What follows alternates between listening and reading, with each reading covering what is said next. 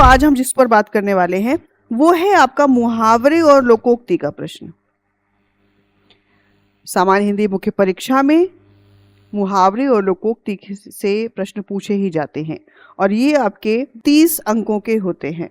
आप देख सकते हैं इनको। क्वेश्चन नंबर 8 है, 8वां प्रश्न होता है ये आपके प्रश्न पत्र में, जहां पर आपसे 10 मुहावरे या लोकोक्तियां पूछी जाती हैं जो कि 30 अंकों की होती हैं, जिसमें आपको मुहावरों का अर्थ लिखना होता है और उसे वाक्य में प्रयोग करना होता है। कि हम उत्तर प्रदेश के रहने वाले हैं या फिर हिंदी मातृभाषा को अपनाने वाले बच्चे हैं, तो घर परिवारों में आसपास मुहावरे और लोकोक्तियों में बात करते हुए तो लोगों को सुना ही होगा कि जब आमतौर पर माँ झिझकते हुए ये कह देती है, जब आप किसी काम से लापरवाही करते हो तो अरे कहती है कि छोड़ो, अरे जाने दो, नाच न जाने आंगन टेढ़ा, या फिर कुछ बढ़िया सा कुछ खाना बनाती हैं और आपको टेस्ट कराती हैं और आपको नहीं पसंद आता है तो आराम आराम से बात में यूं ही कह देती कि चल हट, बंदर क्या जाने अदरक का स्वाद। तो इस तरह के तमाम सारे मुहावरे लोकोक्तियां आप सुन सुनकर बड़े हुए हो और शायद इसी को जानने के लिए कि आपकी भाषा में कितनी अभिरुचि है या भाषा के प्रति आपकी समझ कैसी है, उत्तर प्रदेश लोक सेवा आयोग ने भी अपनी परीक्षा में इसको शामिल किया है। इस पर समझे हम आगे बढ़ें उससे पहले देख लेते हैं कि हम गलतियां क्या करते हैं। ठीक है, तो गलतियों के संदर्भ में यदि हम देखें तो पहली बात हमने जो की, अभी मैं आपको कॉपी भी दिखाऊंगी स्टूडेंट्स की कि गलतियां किस किस तरीके से होती हैं, कि जैसे हम सटीक अर्थ नहीं लिखते, सबसे बड़ी गलती होती है कि हम मुहावरों का सटीक अर्थ नहीं लिखते। इसका एक बड़ा कारण ये भी होता है कि अलग अलग किताबों में अलग अलग अर्थ दिए रहते हैं, तो कई बार भ्रम की स्थिति हो जाती है कि सही अर्थ क्या है, या कई बार पढ़ा याद नहीं आया तो हमने अंदाजा लगा लिया, है ना, अंदाजा लगा के लिख दिया, तो जिससे सटीक अर्थ नहीं लिख पाने की समस्या पैदा हो जाती है। अब दूसरा जो हमसे पूछता है वाक्य प्रयोग के बारे में। वाक्य प्रयोग के नाम पर सबसे बड़ी गलती जो हम लोग करते हैं, हम वही वाक्य बनाते हैं कई बार जो हमने अपनी तीसरी और चौथी कक्षा में बनाए थे। ठीक है, तो सही वाक्य नहीं बनाते, या कह सकते हैं कि स्तरीय वाक्य प्रयोग नहीं करते।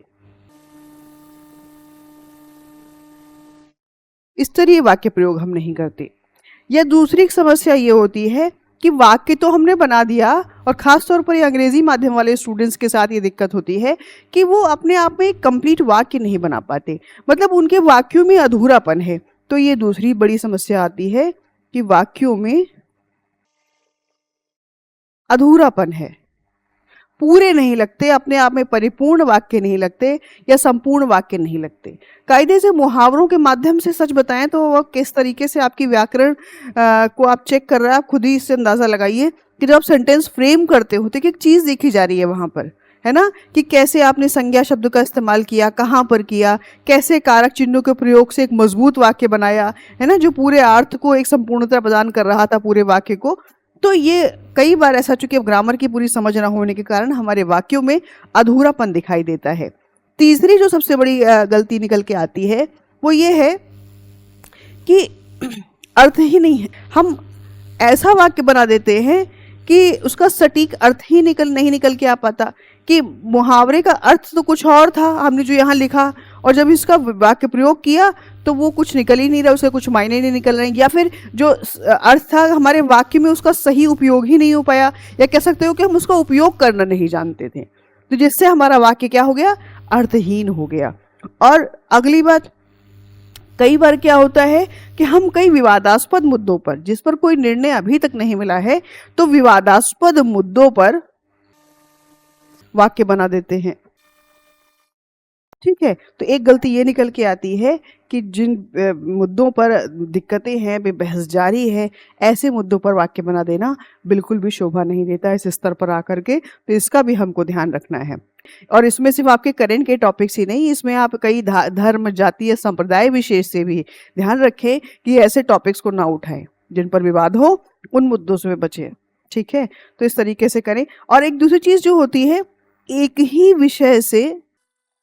ही विषय से सारे वाक्य, मतलब अगर हमने करंट से 10 कहे गए थे और अगर हमने करंट टॉपिक से अगर हमने वाक्य बनाने शुरू किए तो हम देखते हैं कि पाते हैं कि लगातार हम सिर्फ करंट से ही बना रहे हैं, जबकि ऐसा नहीं होना चाहिए कि अगर 10 हैं तो कोशिश कीजिए कि 2-3 करंट से बना दिए, 2-3 एथिक्स से बना दिए, 2-3 इतिहास से बना दिए, ऐसे करके मतलब अलग अलग ढंग से दिखे ताकि विविधता दिखाई दे आपके वाक्यों में। तो इस बात का हमको ध्यान रखना होता है। तो मेन चीज़ ये पहले समझ लीजिए कि ये गलतियां होती हैं, परीक्षा में होने वाली गलतियां। अब हमने समझ लिया कि मुहावरे और लोकोक्ति की हमारी परीक्षा की दृष्टि से उपयोगिता क्या है, कि 30 नंबर का प्रश्न आता है, वहां हमको उसका अर्थ लिखना होता है और वाक्य प्रयोग करना होता है। और अगर अर्थ आपने सही दे दिया और वाक्य प्रयोग सही नहीं किया तो ये संभावना है कि 1 आध नंबर आपको मिल जाए। लेकिन यदि आपने अर्थ ही गलत लिख दिया है और सही वाक्य बना भी दिया तो नंबर आपको नहीं मिलेगा। ठीक है, तो इस तरह की तमाम ये मोटा मोटी गलतियां हमको कॉपीज में देखने को मिलती हैं। तो चलिए हम स्टूडेंट्स की कुछ कॉपीज भी देख लेते हैं इसी समय। देखिए यहाँ पर पूछा गया था कौड़ी कौड़ी पर जान देना। देखिए इस किसी स्टूडेंट की ही कॉपी है, आप देख पा रहे होंगे अपनी स्क्रीन पर। कौड़ी कौड़ी पर जान देना है ना, इसका मतलब होता है कंजूस होना। और यहाँ लिखा गया है कि थोड़े पैसे पर भी मरना। आप खुद समझ सकते हैं कि दोनों के अर्थ में कितना अंतर है। थोड़े पैसे पर भी मरना या फिर कंजूस होना, दोनों बातों में अंतर साफ दिखाई दे रहा है। कोशिश ये करने की सटीक अर्थ हम याद करें। ठीक है, और वाक्य प्रयोग देखिए कैसा किया गया है। जो व्यक्ति सिद्धांतहीन होते हैं वह कौड़ी कौड़ी पर जान देते हैं। आप सोचिए कितना कोई मतलब नहीं है, अर्थहीन ये वाक्य बना है कि सिद्धांतहीन यदि कोई व्यक्ति है तो ये कैसे तय हो गया कि कौड़ी कौड़ी पर जान देते हैं, है ना। तो ये कोई मतलब नहीं है इस वाक्य का। ठीक है, ऐसे अगला वाक्य इन्होंने बनाया था चिकना घड़ा होना, जिसका मतलब था कोई असर ना होना, मतलब किसी चीज का कोई, चलो इसको हमने मान लिया कि ठीक भी है। और इन्होंने वाक्य भी ठीक बनाया था।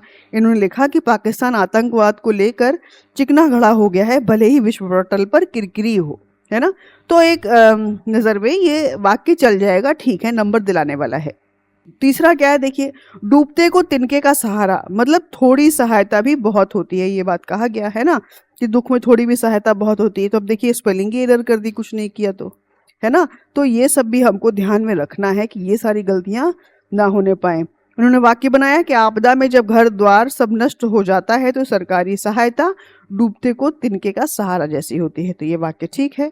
अगला देखिए बंदर घुड़की देना, इन्होंने था अर्थ लिखा झूठ ही डराना, दे तो पूरी तरीके से गलत हो गया।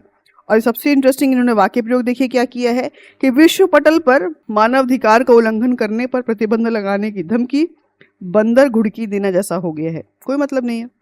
शाम की सुबह करना मतलब व्यर्थ समय बिताना, बेरोजगार व्यक्ति शाम की सुबह करते हैं जिससे देश को हानि होती है। क्या ही मतलब है, अधूरा है वाक्य। ठीक है, अभी इसको आप और बारीकी से हो सकता है अभी ना समझ में आ रहे हैं, जैसे जैसे हम टॉपिक को बढ़ेंगे समझेंगे तो ये फिर आप बनाना आसान हो जाएगा। अभी मैं आपको इस कक्षा में लास्ट में बताऊंगी कि कैसे वाक्य बनाने चाहिए, कुछ वाक्यों के एग्जाम्पल्स भी दूंगी, बना करके दिखाऊंगी। ठीक है, तो इसको पूरी क्लास करेंगे तो समझ में आएगी। हो सकता है कि अभी सिर्फ देख के नहीं समझ पा रहे हो, लग रहा हो आपको अरे तो ठीक लग रहा है फिर मैम ऐसे क्यों कह रही हैं, बट ऐसा नहीं है, अभी आपको समझ में आएगा। अभी मैं सिर्फ दिखा रही हूँ ताकि ये जब आप अगला टॉपिक हमारा पढ़ें जब हमारे साथ तो समझें गंभीरता को, तब इससे कनेक्ट कर पाए कि हाँ ये गलती तो हो रही थी। ठीक है, तो अब अगले चलते हैं। अब देखिए एक पूछा गया था बाप न मारी मेढकी बेटा तीरंदाज, मतलब झूठा दिखावा करना। एक बार ठीक है, इन्होंने बनाया कि चीन हमेशा दूसरों को नियम लागू करने को कहता है जैसे इनके यहाँ का सिस्टम है, मगर खुद सबसे ज़्यादा मानवाधिकार का उल्लंघन करते हैं। यह तो वही बात हो गई बाप न मारे मेढकी बेटा तीरंदाज। ठीक है, तो ये वाक्य पूरी तरीके से सही नहीं है, बिल्कुल नहीं बन रहा है। ये मुहावरा ऐसे ही है, कई सारे इसके मिलते हैं जो जिसका अर्थ एक ही जैसा होता है कि वो वाला भी है, पानी मथने से घी नहीं निकलता, व्यर्थ कोई काम करने पर परिणाम नहीं आता। और वाक्य प्रयोग किया गया था कि पाकिस्तान से आतंकवाद खत्म करने पर बात करना पानी मथने से घी नहीं निकलता कहावत चरितार्थ करता है। देखिए वाक्य में अधूरापन है। तो आप समझ पा रहे होंगे कि जो ऐसी जिन बातों पर जिन मुद्दों पर मैंने बात की कि जो गलतियां सामान्य तौर पे आम छात्र करते हैं वो इसी प्रकार की है। देखिए दूसरे स्टूडेंट का है, क्या कह रहा है, रोग का घर खांसी झगड़े घर हंसी, तो इसका लिखा गया है कि कभी कभी मजाक लड़ाई का कारण बन जाता है। राम ने अपनी बहन को से मोटी कहा और मजाक मजाक में दोनों में लड़ाई हो गई। सोचो, तीसरी कक्षा का ये वाक्य बना हुआ है, क्या नंबर देगा एग्जामिनर इसमें, आप खुद समझ सकते हैं, है ना। ऐसे देखिए, लश्कर में ऊंट बदनाम, अर्थ तो फिर भी लिख ले गए, लेकिन वाक्य देखिए, चोरी मोहन ने की और पुलिस ने पकड़ा राम को है, तो ये कोई इसका सही नहीं है, तो नंबर मिलने में दिक्कत होगी, ये तय बात है। यही आपको सीखना है। देखिए, पहले भीतर तब देवता पितर, पहले भोजन बाद में अन्य काम। तो राधा के अध्यापक पहले खाना खाते हैं, उसके बाद घर जाकर कहीं पढ़ाते हैं। तो आप समझ सकते हैं कि किस तरह के वाक्य प्रयोग हो रहे हैं। तो परीक्षा में अंक आए भी तो कैसे आए। ठीक है। मोहन ने पुरानी कार खरीदी जिसके कार रख रखाव पर मूल से ज्यादा खर्च हो रहा है। ठीक है। तो ये इस तरह का ध्यान हमको रखना है, हमको ऐसे वाक्य प्रयोग नहीं करने हैं। ठीक है। ये देखिए, आप देख पा रहे होंगे स्क्रीन पर अपनी